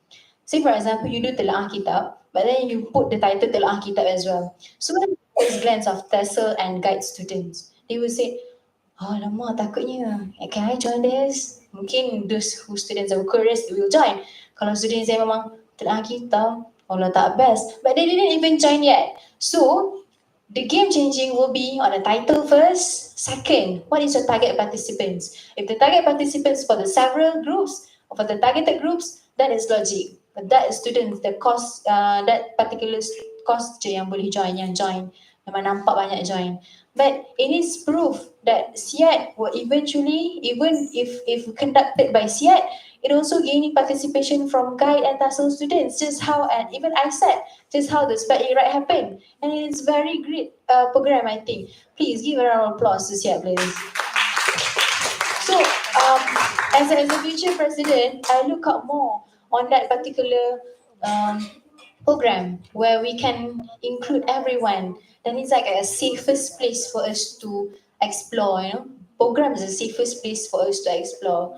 And TAS as well. Say for example, TAS, we know that the expertise of TAS is the English language. But then they organize a program with Ustaz Adenin, the Tarbiyah Talk, which align with the pillars of IIUM and as well as we in COED. So they gain participation not just within COED but outsiders as well. Even they are one of the steward receiver, right? The recipient. So congratulations to TES. Please give a round of applause. So this kind of program where the targeted participants are more neutral and the targeted participants are more wider, hence it is important to identify and have a clarity who and how you want to target the participants. Okay, so then only we can gain lots of participation, not just restricted to the courses lah. Okay, so am I answering your question? Alhamdulillah, thank you. Kalau saya boleh tambah sedikit lah, berdasarkan apa yang Fatini cakap tadi tu, kiranya apa yang Fatini cuba maksudkan adalah program yang ada targeted participant, for example program untuk hanya budak kos Arabik saja, itu masih lagi boleh dikekalkan. Akan tetapi program yang collaboration yang memerlukan target participant ni adalah menyeluruh regardless of their course ataupun dia orang punya majoring, itu seharusnya neutral dan juga boleh kepada semua orang untuk join juga. I think that's the way yang Fatini nak sampaikan. Okay, so I think we only have one more last question from the audience. Soalan terakhir, Sister Fayadah. Okay. Sister Faira nak tanya saya ke Danish? Saya. From YouTube live, okay. Alamak, siapa tu? Oh, Zakira. Zakira kenapa tak datang? Okay. So just now you explained the possible solutions of how to ensure the inclusivity of Muslim bodies in Quran in the program. So what about the other Quran students, apart from the society, perhaps? Would there be any other ways to include them instead of simply intending to organize interesting or exciting programs? Perhaps setting standards that require all students to join or something else. One more time, please. So just now we explained the possible solutions of how to ensure the inclusivity of all student bodies in co-ed program. So what about the other co-ed students itself? Would there be any other ways to include them instead of simply intending to organize interesting or exciting programs? Perhaps there is another guidelines that you want to implement. I think maybe soalannya adalah soalan baru selain daripada inclusivity dengan student leaders, tapi ini adalah inclusivity tentang participant dan juga co-audience as a whole. So soalannya adalah macam mana Sister Fatini during your presidency akan jadikan semua co-ed student included dan juga selain daripada mempromosikan program yang interesting sahaja. Maybe dia boleh related to the policy making ataupun whatnot. What do you think? Okay, saying in terms of policy making, right? I'm not one of the authority body who can make policy easily. What I can do is always recommend. That is a long-term process. But speaking of short-term process, honestly, I believe that joining program is one of the biggest factor on how we want to unite the co-ed students um, aside from other things. Frankly speaking, I didn't have any idea yet. Hence why I will, inshallah, in a short time, I will gather with the new lineup because two is better than one. How about three is better than one? Four is better than two. So basically, I believe the new lineup was very enthusiastic to pitch to me idea. Okay, I can see some of the family faces will be one of my lineups here. So I think with their idea, eventually maybe I can get what are the other things aside from program. Because if you say that we want to do like Hari Raya celebration, it can still considered as one of the program, right?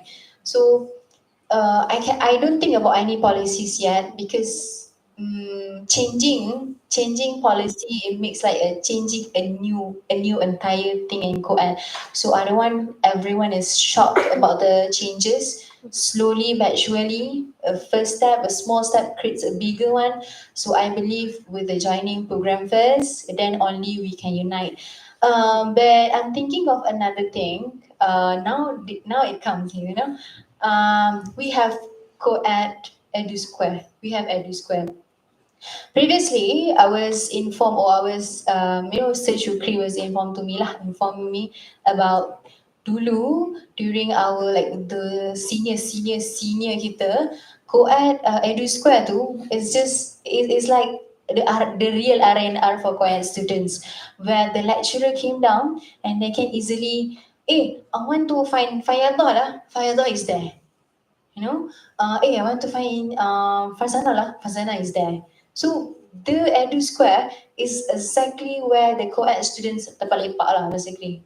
So aside from joining program, maybe I can add up more attraction. Okay, say for example, look at the kuliah across the river. So we have HS. HS, they have Monty there, right? Monty Cafe. So perhaps this is just I didn't prepare anything lah, to be honest kan. Frankly speaking, I didn't prepare anything, but the idea came. I think um I wanna make the Edu Square alive again by putting attractions. You know, with the help of Fahmi, inshallah, with the Pasar Malam Koed, maybe we can do Pasar Pagi Koed, who knows? Okay, Fahmi, I would like to request a Pasar Pagi instead of Pasar Malam, because Pasar Malam, who would like to come to Koed during Pasar Malam? But we don't know yet. Okay, Fahmi is very, uh, say for example, maybe we can have Bazar Cikgu TV. Sorry. You know, just a joking. So that are one of the attractions, you know. I also curious, you know, about why HS got Monty and we didn't have any cafe around there. Because of we usually nak kata kita selalu guna Edu Square, HS pun selalu juga guna HS Square. But then they can do, maybe because of we share the Edu Square with the clinic, right? Oh, that's another problem to ponder, to deal with. But it's okay. But nah, that way, I'm thinking of adding and make it the Edu Square alive again. So basically, this again, I can provide the platform, but the participation is all in co-ed students' hand. So you as a co-ed students, you need to help me. But how? Joining what we provide for you. So with the high participation, barulah macam kita ada confidence sikit nak pitch to the racing. We want a KP just like our Hash has got, you know. Maybe it's coming from our students as well, those students who are typhoid and specifically. Perhaps maybe we can have teh ice test and teh ice Bedsa there together. And CS also, I think CS also is very actively in making the air balang. Maybe one moment we can make that as one of the attractions. So that's what I can think for now on aside from the program. Thank you so much. Thank you, Sister Fatimi. That's the most considerable answer, I think, because it's very challenging, it's very hassle to change a policy because it involves many stakeholders. Even though it is possible, but it's quite hassle. So the other alternative that Brother Fatini, that Sister Fatini suggests adalah dengan memperbaiki nama society tersebut dahululah, iaitu dengan adakan attraction dan juga berikan gambaran kepada society-society di KL ni adalah best. Banyak attraction dan banyak benda-benda lain yang society ni buat selain daripada program yang menyebabkan orang akan nak join juga program sebab orang tahu society ni best, ada attraction dan etc. Jadinya bila ada program, dia orang pun rasa confirm program ni best juga. That's the other alternative ways yang Sister Fatini offer lah ataupun suggest. So maybe apa tu? One more question. Okay, one more question please. From you? No, from Dr. Haniza. Alright. So this question is from Dr. Haniza from the YouTube. So basically this question is for Brother Danish. See, eventually, Brother Danish got the question. Assalamualaikum Doktor. What are some of the things you would like the new president to continue doing and your observations on the better needs of our students that Bedsa can assist? Ini kira menyampaikan amanat ke? Aku rasa macam hope. Tolong. Saya rasa saya nak hantar satu memo full untuk apa hope yang kita nak lah for the continuity of the Bedsa initiative. But as of now, what do I hope for the new president? Looking at her capabilities and her experiences, I think Bedsa can go beyond and go further instead of just in co-ed. For example, Bedsa can actually not only represent the voices of co-ed, but actually represent and change, represent the voices of students in IUM and change the vibrance and also the apa kita panggil dalam bahasa Melayunya, vibrance dan juga narrative kepada student societies dalam IUM. So that's the hope dan saya rasa apa yang saya telah tanggung sekarang ini, tanggung baik, iaitu di kawasan KBSC, iaitu antara level stakeholders yang berkait rapat dengan IMSU, IMRCC dan juga Higher Authorities Management. That's why I hope yang mungkin Sister Fatini with her capabilities, with her capabilities dan juga dia punya experience dalam debate dan etc. boleh membawakan motion penting yang benefit to the students di dalam parlimen dan juga any conference summit yang akan diadakan oleh IUM. Because kita dah muak sebenarnya dengan alamak, tak apalah, tak payahlah. Kita dah buat sebenarnya dengan ketua-ketua yang terlalu fokus hanya kepada perkara yang kecil sedangkan dia ada kemampuan untuk fokus pada benda yang lebih besar, dan saya rasa Fatini boleh lakukan benda itu dan itu adalah harapan saya. That's all? Alright. Oh, can I have one last question? No, alright. Maybe I think this question is very important. Please, 1 more minute. 5 minutes. Thank you so much. So, last question from me, okay? I think this question is regarding to your third manifesto, which is to what we say? Ensure the communication in co-ed, kan? Enhance Can you read communication. your own writing? Enhance communication platform in co-ed. Okay. So actually the communication platform or maybe the manifesto about the communication, seamless communication, recurring over years. Many candidates actually sebut pasal benda tu lah. So what makes your idea different from the other candidates before this? And also, how can you ensure that this platform is actually benefit to the student? Like you say before, blank box. Blind box. Blank box complaint. So please. Okay, so basically you wanted me to explain more about the mechanism. Okay, so the blind box complaint is actually, and nothing differs from, okay, to be honest, I don't think that we have a channel to complain in co-ed. Okay, right? Is it true? So I think with this an initiative, one of the initiative on how we wanna help the co-ed students in solving their problems. Basically, the blind box complaint is not about the anonymous, just how I mentioned just now. The blind box mean it's a free from judgment. Regardless, say for example, if I have, okay, this is a Gen Z terms, which is I have beef or I am my relationship with Zaim is not that good. So say for example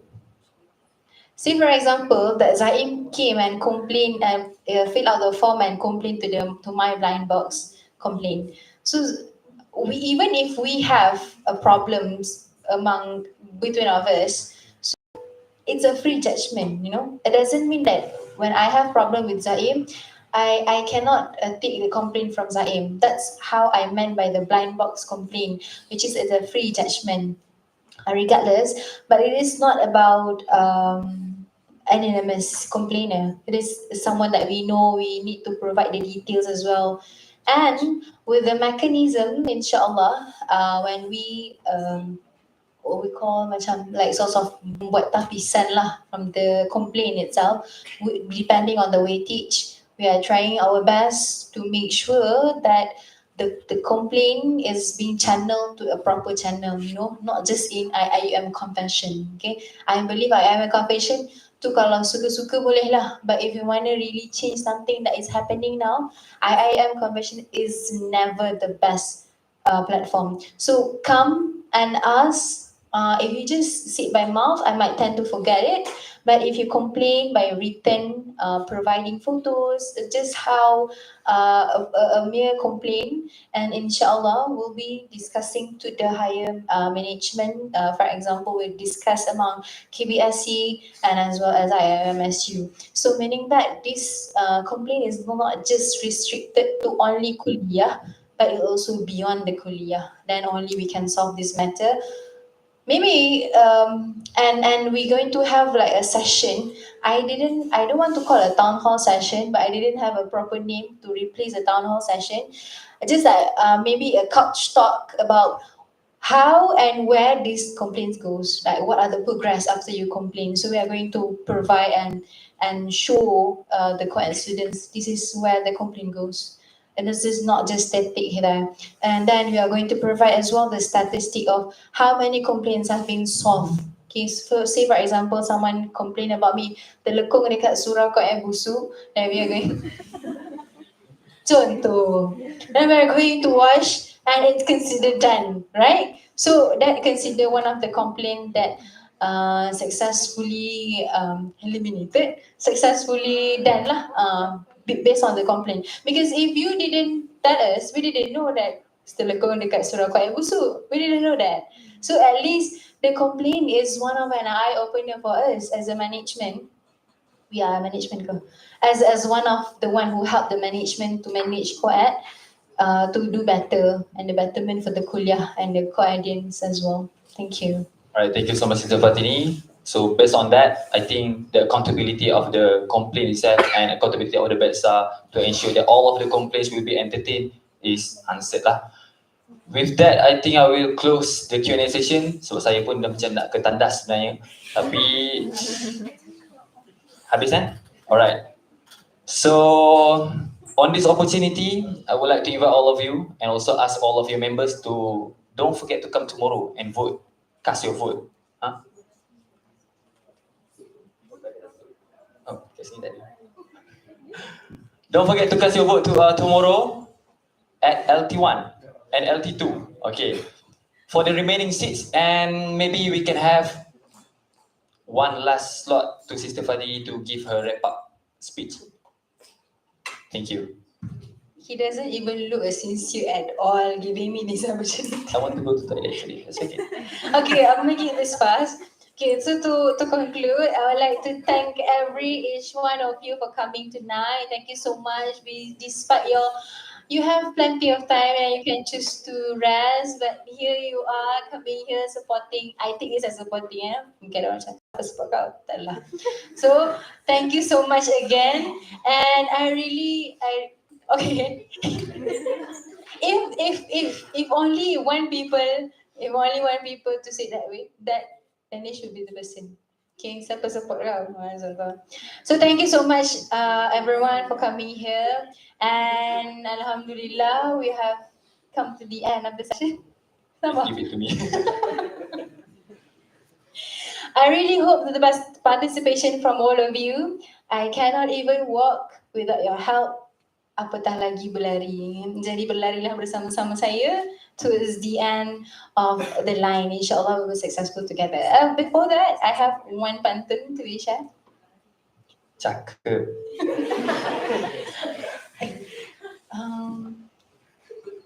Actually, I forgot. But it's okay. I'm trying my best. Tak apalah korang. I'll post later in Instagram. Watch it in Bedsa IIM. Don't forget to follow Bedsa IIM Instagram. It's just not meant for us to gain more followers. But then, it's one of the platform for you to know what is happening in Quran. So do follow, okay? Follow sekarang.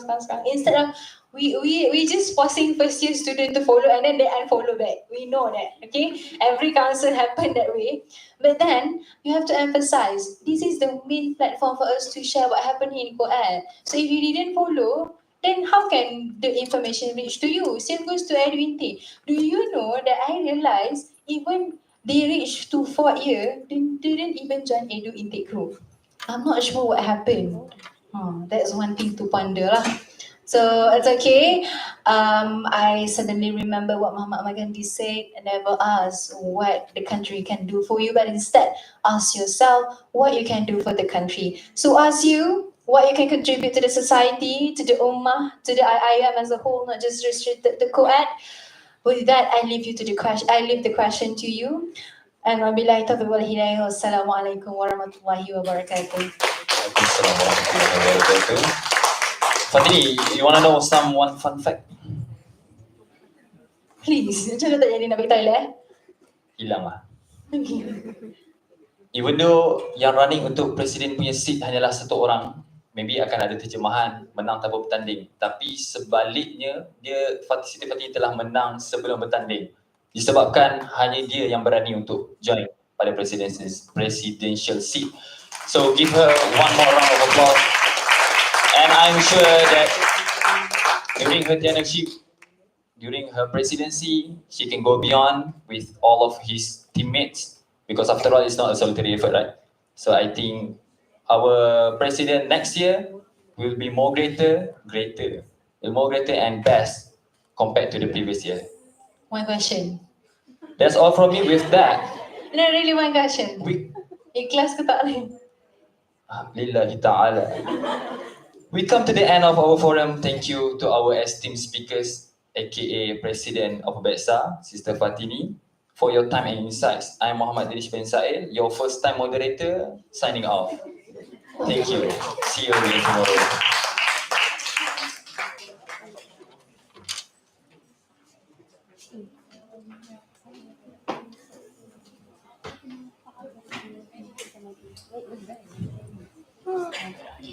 Thanks, Mike.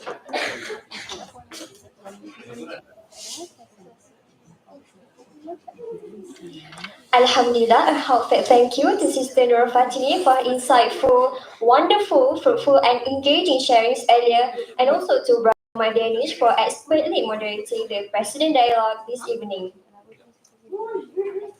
You may now return to your seat.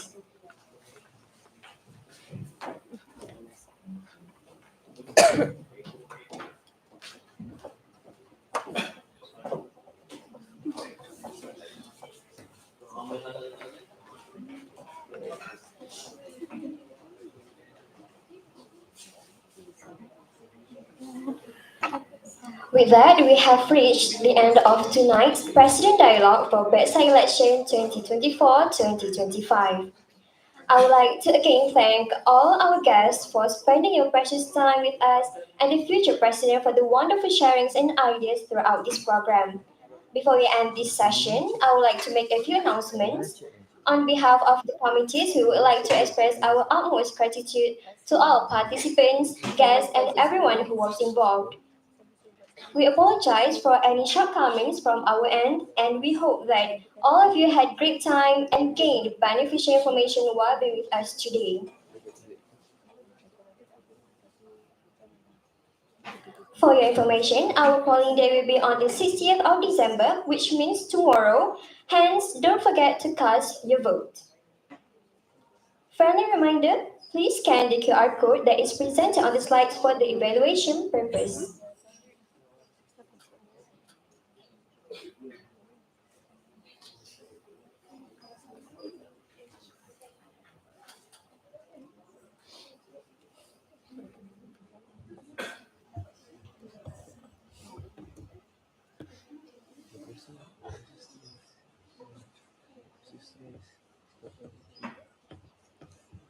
Now, I would like to call upon the Publication Promotion Bureau to lead the photography session.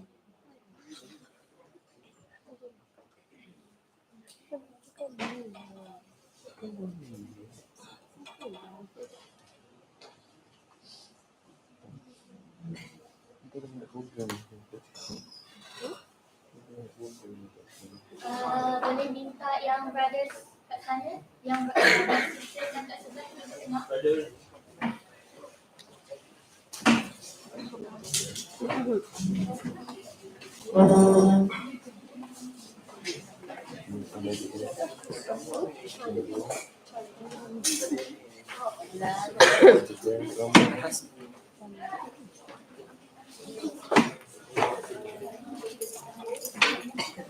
Tunjukkan yang bahagian depan.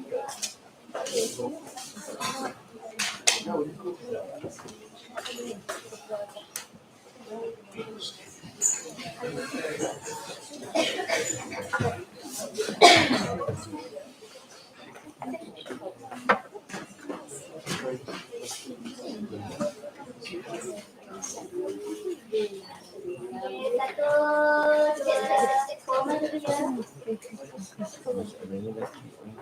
Formal. Satu, dua, tiga. Formal dua, satu, dua, tiga. Formal tiga, satu, dua, tiga. Freestyle. Satu, dua, tiga. Satu, dua, tiga. Ubah gaya satu.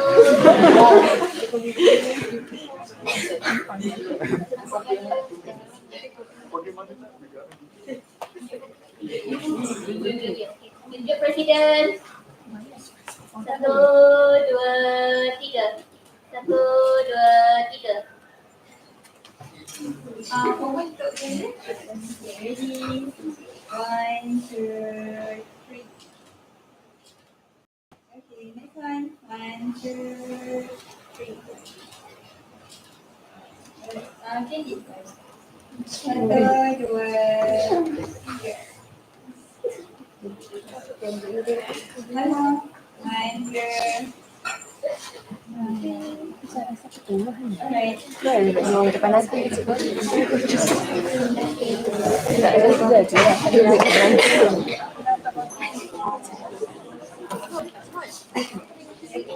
Thank you to Papa team. With that, let us end our program today with the recitation of Tasbih Kafarah and Surah Al-As.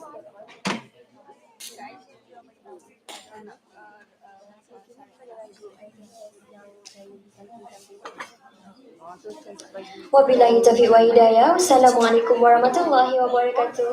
And thank you for joining us today.